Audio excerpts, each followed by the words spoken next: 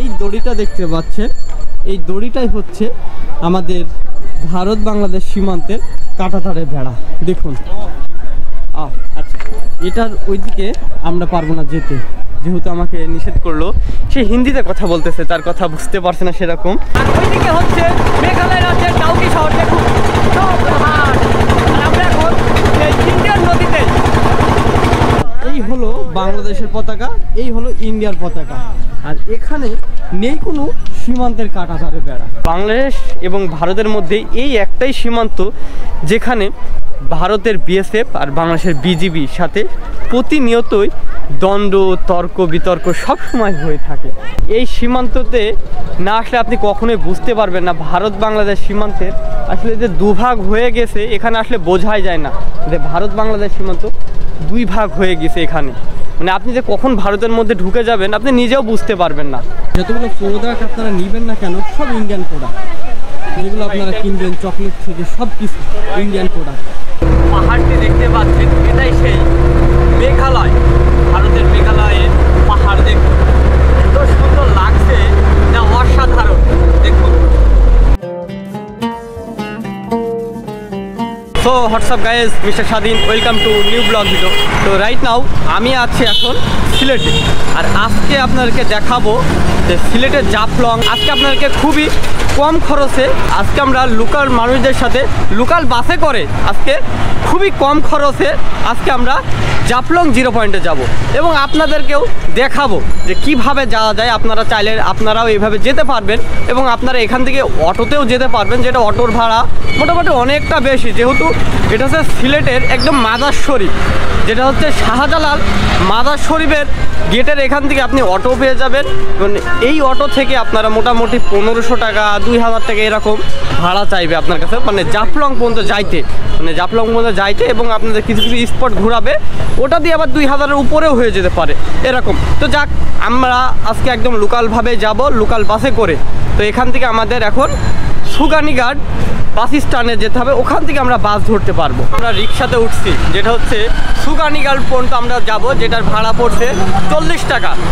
আমরা দুইজনে উঠছি, দুইজনের ভাড়া 40 টাকা নিয়েছে। এই যে আমাদের এখান থেকে মাত্র 2 কিলোমিটার দূরে আপনার সুগানীঘাট, আর ওখান থেকে আমরা জাফলংয়ের বাস ধরতে পারবো, যেহেতু এই রোডে কোনো বাস চলাচল করে না। আর আমাদের পিছাই হচ্ছে আপনার মাজার শরীফ।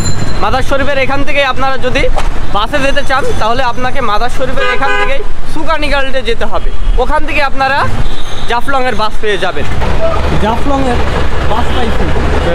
আচ্ছা মামা সামনে বসি, মামা এই যে বসে। আচ্ছা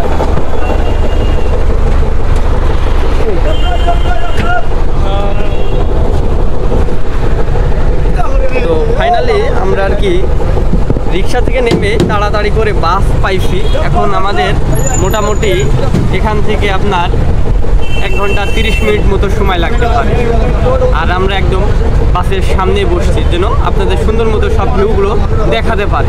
সুগানীঘাট থেকে ছেড়ে যাচ্ছি, এই যে আমরা বাসে করে চলে যাচ্ছি, আর এখান থেকে সুগানীঘাট থেকে আমাদের জাফলং 65 কিলোমিটার, যেটার ভাড়া 110 টাকা পড়ছে লোকাল বাসে। আপনারা এভাবেও খুবই কম খরচে কিন্তু যেতে পারবেন। এখান থেকে সিএনজিও যেতে পারবেন, সিএনজির ভাড়া আপনারা যদি রিজার্ভ করেন 2000 টাকার উপরে নিবে, আবার এমনিতে যদি জাস্ট শুধু রেখে আসে তারপরেও আপনার 300-400 টাকা নিবে। হ্যাঁ, তাহলে আপনারা খুবই কম খরচে এই যে লোকাল বাসে করে যেতে পারবেন 110 টাকা দিয়ে। তো আমরা এখন সুগানীঘাট থেকে ছেড়ে যাচ্ছি। আমাদের সামনে যে পাহাড়টি দেখতে পাচ্ছেন, এটাই সেই মেঘালয়, ভারতের মেঘালয়ের পাহাড়। দেখুন এত সুন্দর লাগছে, না অসাধারণ। দেখুন, আর আজকের ওয়েদারটাও খুবই সুন্দর, আর আমরা এই রাস্তার মাঝখান দিয়ে যাচ্ছি, দুই দিকে আমাদের উঁচু উঁচু পাহাড়। আর দেখুন এত সুন্দর লাগছে এখান থেকে পাহাড়গুলো, খুবই সুন্দর লাগতেছে। যে মহান আল্লাহ তাআলার অপরূপ সৃষ্টি, দেখুন যে এখানে না আসলে কখনোই বুঝতে পারবেন না। দেখুন এই যে কত উঁচু পাহাড়, দেখুন খুবই সুন্দর লাগছে। আর আমরা পাহাড়ের মাঝখান দিয়ে একদম যাচ্ছি, দেখুন আঁকা বাঁকা রাস্তা, আর আমাদের এইদিকে হচ্ছে চায়ের বাগান। আমরা বাস থেকে নেমে পড়ছি, আমাদের মোটামুটি প্রায় আপনার 2 ঘন্টার উপরে সময় লাগছে। আর আমাদের এখানে এসে নামাই দিয়েছে এই যে আপনার স্বাগতম জাফলং গ্রিন রিসোর্ট। এই যে এখান থেকে আমাদের ডান দিকে এবার হেঁটে যেতে হবে। আসার পরে আপনাদের এই 3 রাস্তার মোড়ে গুচ্ছ গ্রাম, এই গ্রামটার নাম, এখানে আর কি নামাই দিবে।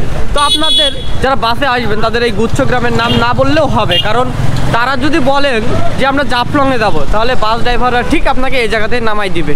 তো যাক, আমরা এখান থেকে মোটামুটি 5 মিনিট সময় লাগবে হেঁটে যেতে। আমি আছি এখন বাংলাদেশের মধ্যে, আর আমার সামনে দেখুন সব ছোট্ট ছোট্ট বাড়িগুলো আপনারা দেখতে পাচ্ছেন। এটাই সেই মেঘালয় রাজ্যের ডাউকি শহর। এই যে দেখুন, আর এই যে সীমান্তবর্তী একটা পিলার, সেটা হচ্ছে 1273 নম্বর পিলার। এই দিকে হচ্ছে বাংলাদেশ, মানে আমি এখন বাংলাদেশে দাঁড়াইয়ে, আর এইটা পার হলে ভারত। আর এই যে ভারতের সেই ডাউকি শহর, সেই মেঘালয় রাজ্য দেখুন, সব ছোট ছোট বাড়িগুলো আর পাহাড়। তাহলে ভাবুন যে আমি এখান থেকে বাংলাদেশের থেকে দাঁড়ায়ে ভারতের সেই মেঘালয় রাজ্যের ডাউকি শহরটা দেখুন কি সুন্দরভাবে দেখতে পাচ্ছি। তারা কিভাবে কাজকর্ম করতেছে, ছাদের উপরে দাঁড়ায় আছে, সব কিছু এখান থেকে খুবই সুন্দরভাবে দেখুন দেখতে পাচ্ছি। আর ওদিক দিয়ে গাড়ি চলাচল করতেছে। যেই আপনার ডাউকি শহরে যেই ঝুলন্ত ব্রিজটা আছে, এটা এখান থেকে খুবই সুন্দরভাবে আমরা দেখতে পাচ্ছি দেখুন। আর এখানে সীমান্তের কোনো কাঁটাতার দেওয়া নেই, দেখুন সীমান্তের কোনো কাঁটাতার দেওয়া নেই। আর এই সেই আপনার পাহাড়ের পার হলেই আর কি সেই ডাউকি শহরগুলো দেখুন। এখন নিচের দিকে নামতেছি, আর আপনারা যে সিঁড়ি দিয়ে নামতেবেন, তো এই সিঁড়ির পাশে সব দেখবেন আপনাদের অনেক প্রয়োজনীয় জিনিসপত্র, যেখানে এটা একটা মেলা বলতে পারেন, যে সবসময় এই জিনিসগুলো এখানে পাওয়া যায়। দেখুন সব রকম জিনিস আছে, আপনারা খাবার দাবার থেকে শুরু করে কসমেটিক, মানে যাবতীয় সব ধরনের জিনিস কিন্তু এখানে আপনারা পেয়ে যাবেন, যেটা হচ্ছে আপনারা একদম 0 পয়েন্টের নামার আগে। এই যে দেখুন, আর আমাদের এই সাইডে হচ্ছে আপনার সেই ডাউকি শহরটা দেখুন, এই যে সেই মেঘালয় রাজ্য। আর এখান থেকে আপনারা এই রাস্তা দিয়ে হাঁটতে হাঁটতে গেলে আপনারা সব কিছু জিনিসগুলো সব পেয়ে যাবেন।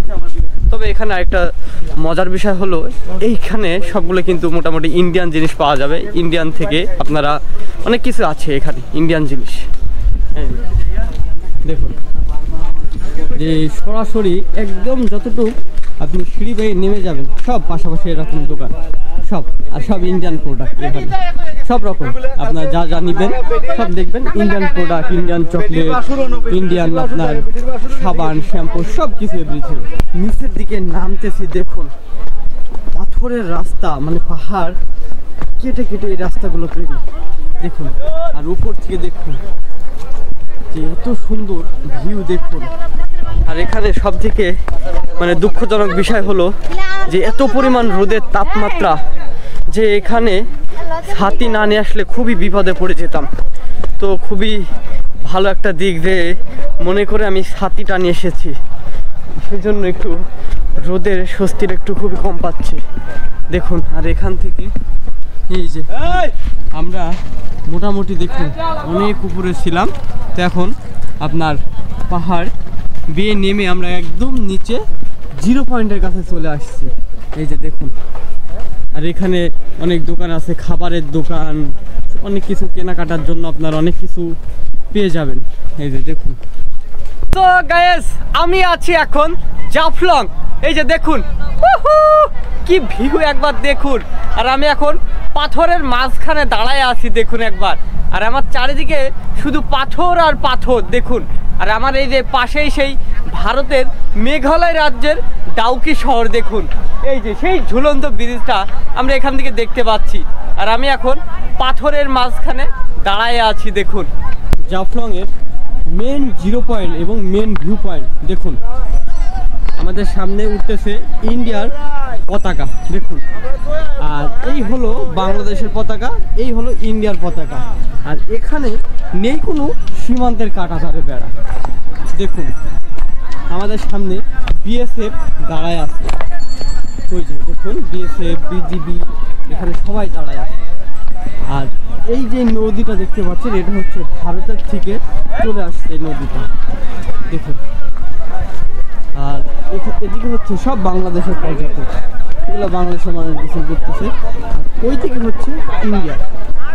ওই যে এখানে আপনাদের একটা জিনিস দেখাই, যে কাঁটাতার, এই যে এটা কিন্তু এক প্রকার ভারত বাংলাদেশ সীমান্তের লাইন ছিল। যে পাথরটা দেখতে পাচ্ছেন, পাথরের লাইনটা এই যে। আর আমাদের সামনে বিএসএফ দাঁড়ায় আছে, দেখুন হেরে ভাই, বিএসএফ ওই যে সাতটার নিচে দাঁড়ায় আছে, ওই হলো ইন্ডিয়ার পতাকা দেখুন। আর বিএসএফ দাঁড়ায় আছে। আর এইটা হচ্ছে সেই ডাউকি শহর, মানে মেঘালয় রাজ্য। আর ওই যে যে পাথরটা দেখতে পাচ্ছেন, এই পাথরটাতে অনেক রহস্যময়, অনেক কিছুই বলে যে মাজার আছে বা অনেক কিছুই আছে। এটা আর কি বাংলাদেশের কেউ এখানে যে দেখতে পারে নাই। আর এই যে দেখুন বিএসএফ আমাদের দিকে তাকাচ্ছে এবং দাঁড়ায় আছে। আর এই দড়িটা দেখতে পাচ্ছেন, এই দড়িটাই হচ্ছে আমাদের ভারত বাংলাদেশ সীমান্তের কাঁটাতারের বেড়া দেখুন। আচ্ছা, এটার ওইদিকে আমরা পারবো না যেতে, যেহেতু আমাকে নিষেধ করলো। সে হিন্দিতে কথা বলতেছে, তার কথা বুঝতে পারছে না সেরকম। সে বলতেছে যে এটার ওইদিকে যেন না যেতে, যেহেতু এই যে এখানে দড়ি দিয়ে সীমান্তের কাঁটাতার বেড়া করে দিয়েছে, যে ওখানে বিএসএফ দাঁড়ায় আছে। আমাকে আর কি নিষেধ করতেছে যে ওইদিকে যেন না যেতে, কারণ এখানে নেই সীমান্তের রেখা। তাহলে ভাবুন, এমন একটা সীমান্ত যে বাংলাদেশ এবং ভারতের মধ্যে এই একটাই সীমান্ত, যেখানে ভারতের বিএসএফ আর বাংলাদেশের বিজিবির সাথে প্রতিনিয়তই দ্বন্দ্ব, তর্ক বিতর্ক সব সময় হয়ে থাকে। কারণ ওইদিকে বাংলাদেশের মানুষকেও যেতে দেয় না, আবার ভারতের মানুষকে ওইদিকে আমাদের বাংলাদেশের বিজিবি আসতে দেয় না। তাহলে ভাবুন, বিএসএফদের ওই যে এখানে একটা ক্যাম্প আছে, আমাদের বিএসএফরা মানে ওখানে ওই যে পতাকা, বিএসএফদের পতাকা। আর এই হলো আমাদের বাংলাদেশের বিজিবিদের পতাকা, আর এই হলো ভারতের বিএসএফদের পতাকা দেখুন। আর ওই যে সব দাঁড়ায় আছে দেখুন ভারতের, ওইটা হচ্ছে ডাউকি শহর দেখুন। ডাউকি শহরের অনেকেই আসছে এখানে ঘুরতে, আর এনারা ঘুরতেছে, হয়তো এনারা ভারতেরও হতে পারে। দেখুন পর্যটক একবার দেখুন কত পরিমাণ দেখুন। তো এখন খুবই কম দেখা যাচ্ছে যখন বর্ষার সময়, যেহেতু এখন বর্ষার সময় আপনার পানি যখন বেশি থাকে। ইদানিং কিছুদিন আগেই এত পরিমাণ পর্যটক এখানে আসছিল যে মানুষের দাঁড়িয়ে থাকা মানে অন্যরকম হয়ে যাচ্ছিল। আর বিএসএফ মাঝে সাঝে আর কি আমার বাঁশি দিচ্ছে যে আমি যেন ওইদিকে না যাই। তো যাক, অনেক ভালো লাগছে। আরও ওই যে ডাউকি শহরের আপনার কিছু কিছু ছোটো ছোটো বাড়ি দেখা যায়। এখান থেকে একটা জিনিস দেখায়, সেই ভারতের ঝুলন্ত ব্রিজটা এখান থেকে খুবই সুন্দর মতো দেখা যায়। এই যে আপনার একটু দেখাই যে ওই যে ভারতের আপনার সেই ডাউকি শহরের সেই ঝুলন্ত ব্রিজ। পানি দেখুন এখন মোটামুটি অনেকটাই কম বলতে পারেন, যেহেতু বর্ষা চলতেছে। এখন কিছুদিন যাবৎ পানি নিস্তব হয়ে আছে, তো সেই জন্য এতটুকু পর্যন্ত পানি উঠছে। আর যখন বর্ষা বেশি পরিমাণে পানি হয় তখন কিন্তু এগুলো সব ডুবে যায় এগুলো। আর এই যে বাংলাদেশের সবাই আসতেছে এদিকে ঘুরতে, এই যে দেখুন এইদিকে সব বাংলাদেশের আসতেছে। যেহেতু এইখান থেকে দেখুন ওইটা উনি মনে হয় বাংলাদেশ কি ভারতের জানি না, হয়তো বাংলাদেশ হতে পারে। আর এই যে নৌকা করে যে আপুরা ঘুরতেছে, এনারা হচ্ছে ভারতের। এই যে মাছ ধরতেছে, নৌকা নিয়ে ঘুরে বেড়াচ্ছে, এনারা সবাই ভারতের।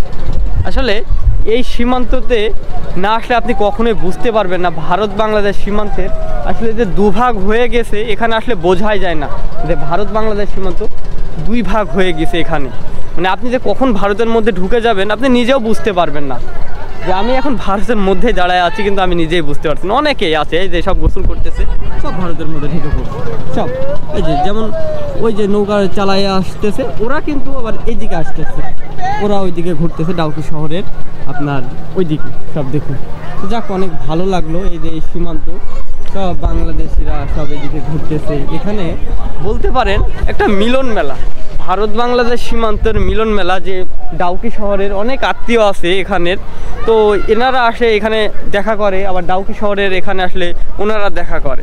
তাহলে ভাবুন যে এখানে আপনার ভিসা পাসপোর্ট ছাড়াই তাদের সাথে কত সুন্দর মতো দেখা করতে পারতেছে, কথা বলতে পারছে, আবার অনেক জিনিসপত্র দিতে পারছে এরকম। আর আমাদের বাংলাদেশের জাফলংয়ের এখানে বেশিরভাগই আপনার সব ভারতের পণ্য পাবেন। আপনারা যখনই জাফলংয়ে ঘুরতে আসবেন তখনই সব ভারতের পণ্য পাবেন। আর এখানে আপনারা অনেকেই গোসল করতে পারবেন।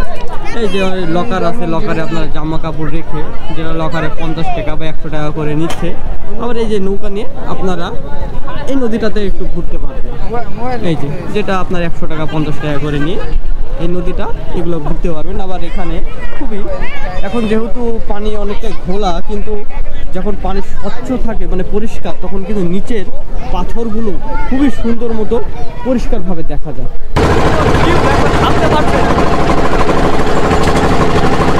অনেক উপরে দেখুন ছোট্ট ছোট্ট ডাউকির শহরের বাড়িগুলো দেখুন।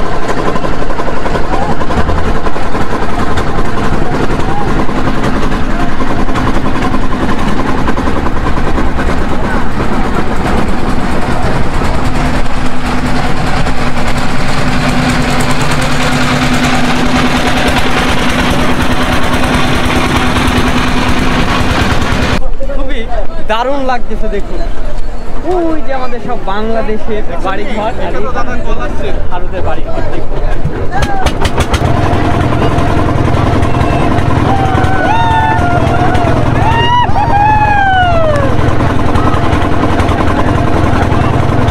আর ওইদিকে হচ্ছে মেঘালয় রাজ্যের ডাউকি শহর দেখুন, সব পাহাড়। আর আমরা এখন এই ইন্ডিয়ান নদীতে দারুণ যা লাগতেছে, আজকের ভিউটা দেখুন, খুবই সুন্দর, অসাধারণ।